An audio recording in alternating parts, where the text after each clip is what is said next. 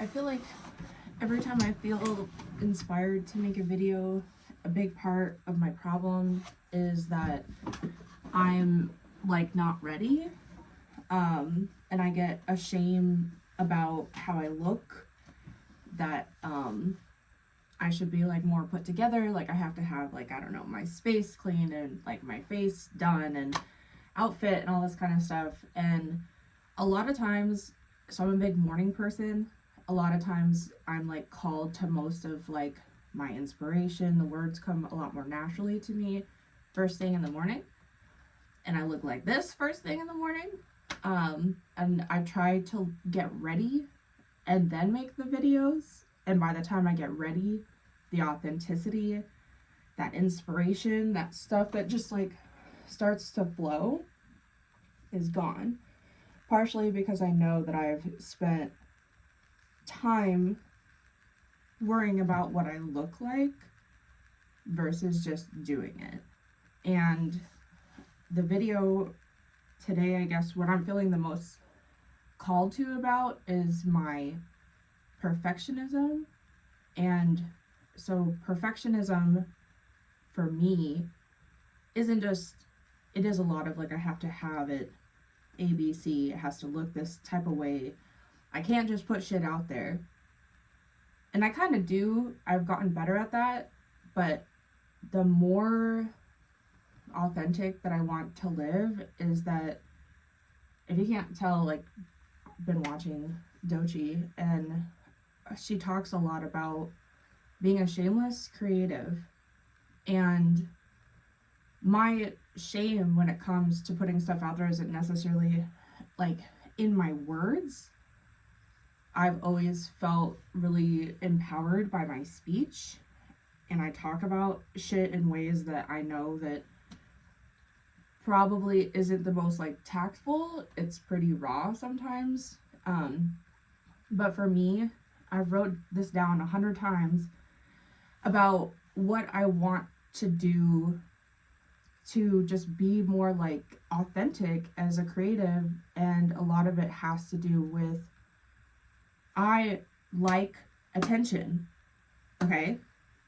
And Doechii does this a lot where she'll say like, she tries to over explain herself and she has to stop herself and just say like for what it is.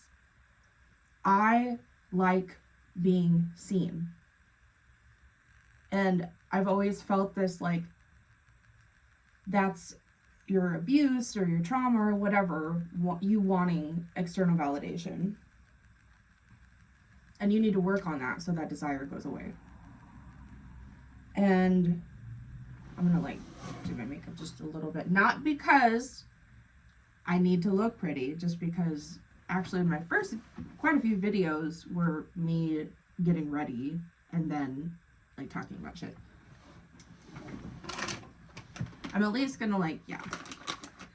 So when I was little, I'm trying to also recall childhood shit the more that I get into these things too. When I was little, I was in dance.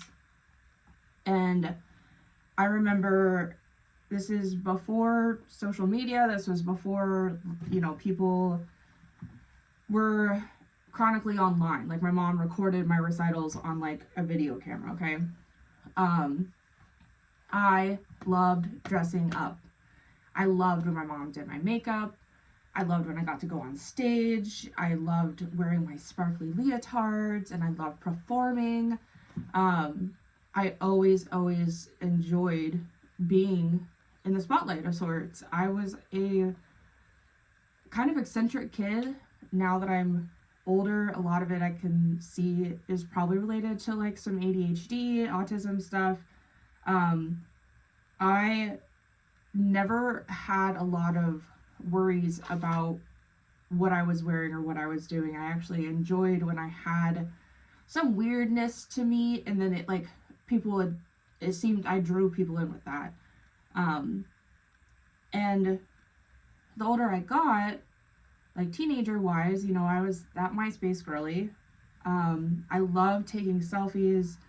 I loved taking pictures in general. I had this like, you know, DSL camera that I loved taking videos. of myself just talking. I was always like a YouTube girly, and I dreamed of just being able to talk and be seen. And I don't think I would ever be like a musician or a dancer. That's not, I think if I would have maybe like went more to that talent, I definitely strayed more into like the artistic abilities of mine, like the physical, like drawing and painting. But I do have an ear for music.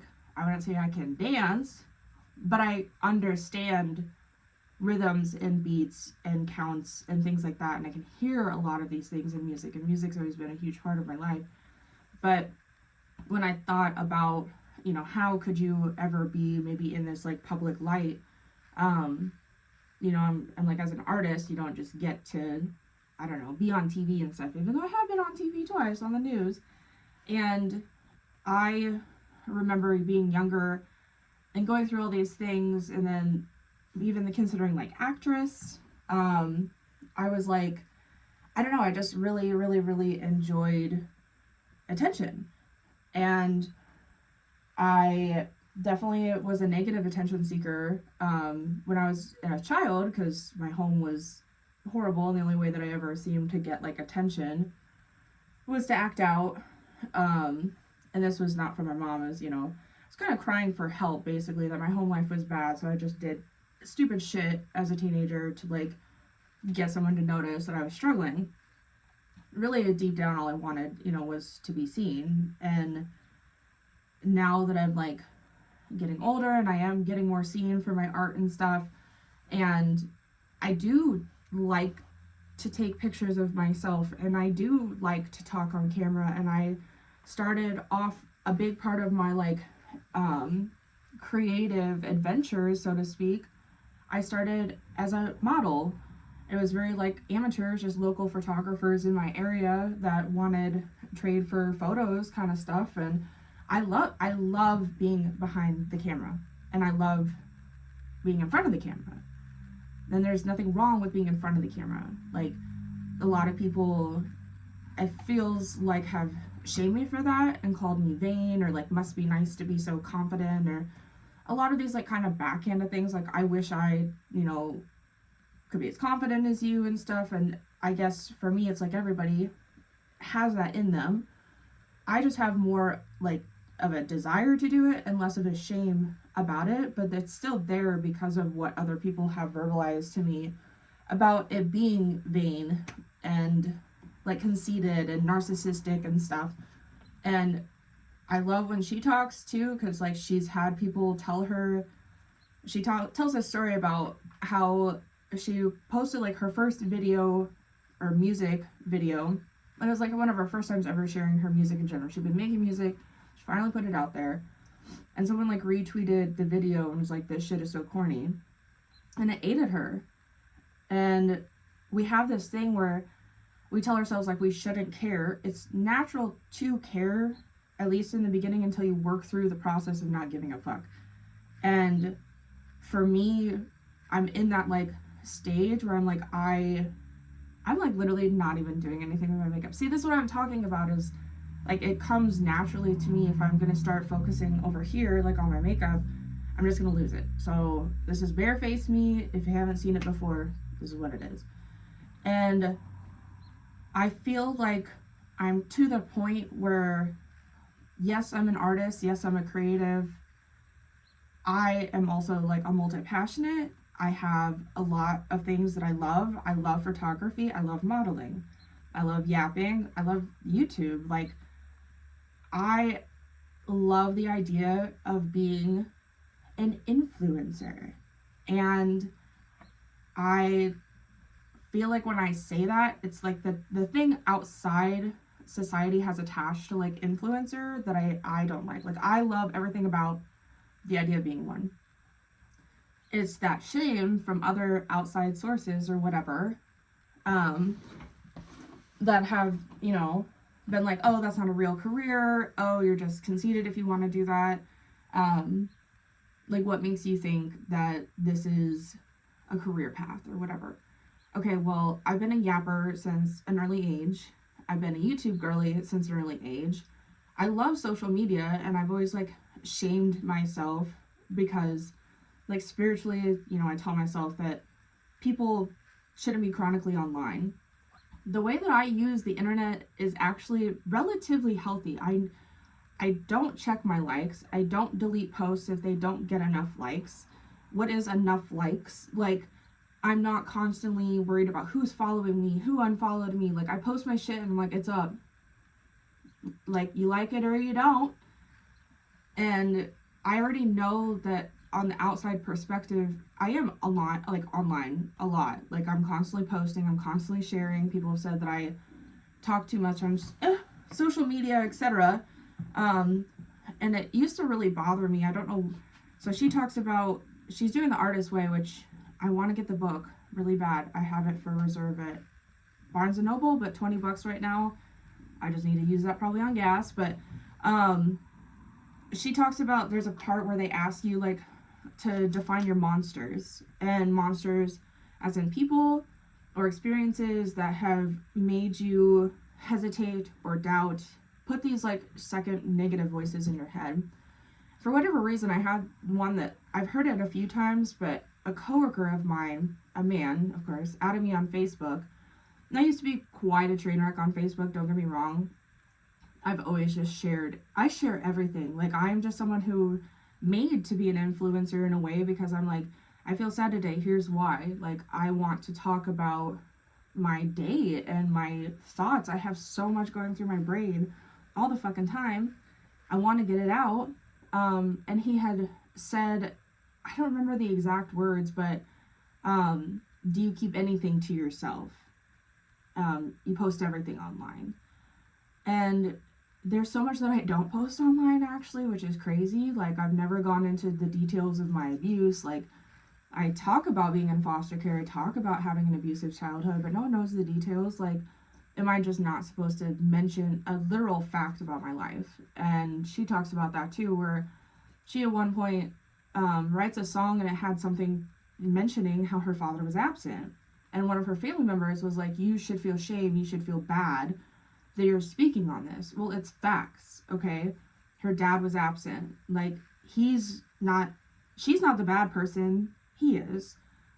And so when I talk about, like, yeah, I was in foster care, yeah, I was abused, like, my father was absent, you know, these are literal facts. I'm not going into some nitty gritty horrific details about what happened to me, but it's a significant shaping moment for me in my life.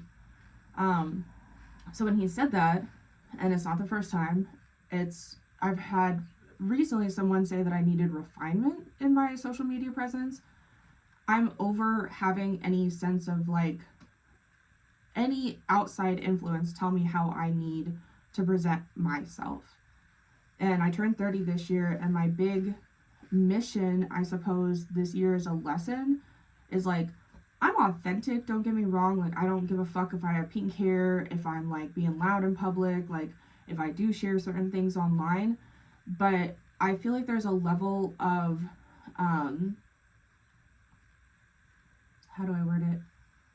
I actually am not online talking enough in the ways that, like, feel authentic. Like, I just post a little story or something and it is a bit more vulnerable, yeah, but I like TikTok, I like YouTube. I'd like to attempt to be more, like, authentic like this too, where I'm, like, showing up and I'm like, he's so cute. Where I don't have a plan and I'm not fucking ready. I don't have my makeup on, because that's, like, a big thing for me, is that I have to be physically presentable to get into a video. Like, I'm a messy bitch. I have ADHD.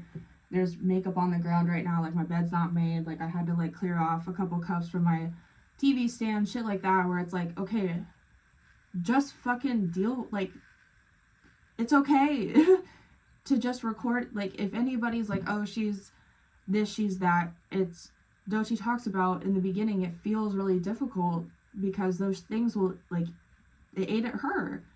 And I think that's how I know also that I'm a confident person, is, like, I know that's, like, a part of this game, so to speak, of life, is that, like, people always have shit to say.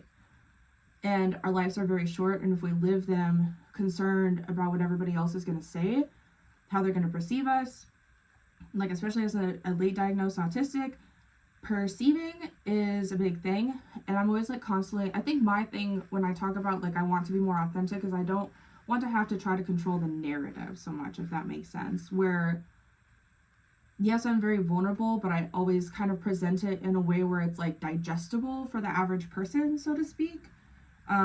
Where it doesn't feel as like, if I really wanted to be a bit more nitty gritty, I could.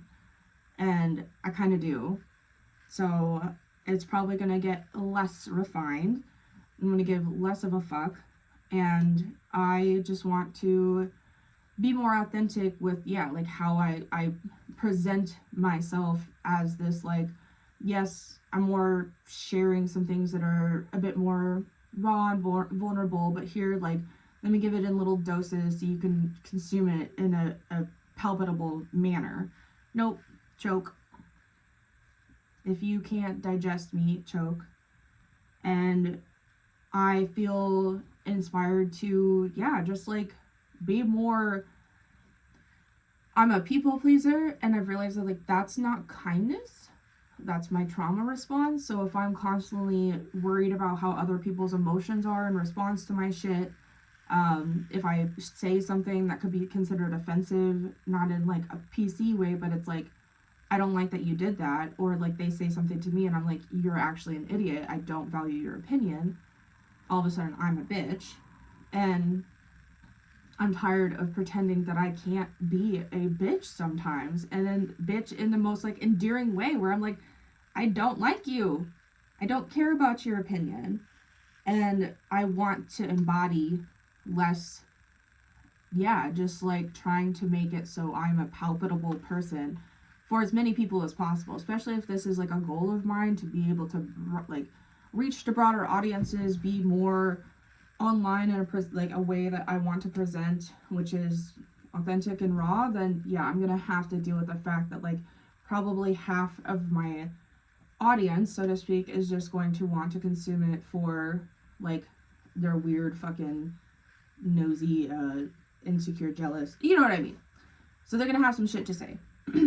And I'm going to do it for the people who I know feel seen, and I've made people feel seen. That's my thing too, is when I want to be seen, a lot of the times I feel good because other people are like, damn, I relate. Like, I'm so thankful that you can put this into words. And I've been told that so many times, that they've had these feelings, but I'm able to articulate them with words that they've never been able to find. And I'm like, I like that.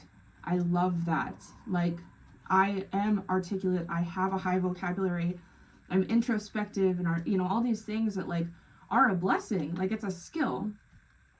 And so when I'm articulating and people are like, oh my god, that's like exactly how I feel, that feels so good, because I'm like, yes bitch, you are seen, I'm seen, we're fucking in this shit together, man. Like, and I just want to continue that. I want to help other people feel more normal, seen, included, heard. And how I feel the best, most authentic way for me to do that is by showing up as myself, as myself, and just speaking. And if it resonates with people, great. If it doesn't, okay. If they have something to say about it, or they don't like it, fuck them. Like, I have done so much for other people in my life, and not in my life, for fucking parasocials, for coworkers, for dudes at the bar who are like, wow, you are an artist, fuck you. I'm tired of feeling invalidated. I am that bitch. We all are that bitch, okay?